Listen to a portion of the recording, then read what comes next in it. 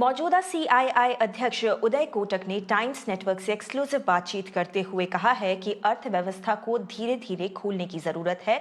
उदय कोटक ने यह भी कहा कि अगर सितंबर महीने तक कोविड के हालात संभल जाते हैं तो मार्च 2022 तक अर्थव्यवस्था में सुधार की संभावना है। सुनिए ये बातचीत।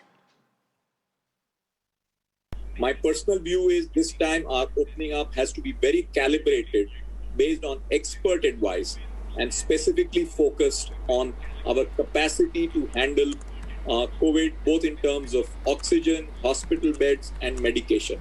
I would much rather we store the supplies as surplus, and even if it leads to wastage, because wastage cost of that is much less than cost of losing human lives. Similarly, on vaccination, we need to pick up. We are probably 3 to 4 months away from now, after which we will get a little more comfort on the percentage vaccinated.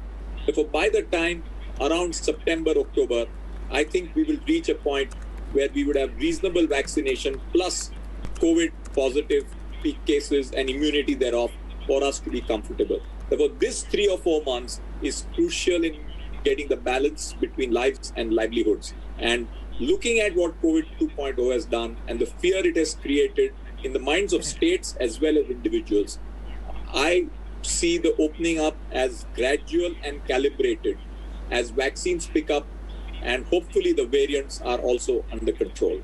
Therefore, economic outcomes will depend on that. And if we take this forward, if we are seeing some sort of a normalization on vaccination and calibrated opening between now and September, then by September, we should see economic activity normalize significantly. And my expectation of economic outlook is by end of March 22, the size of the Indian economy will be the same in real terms as it was in March 2020.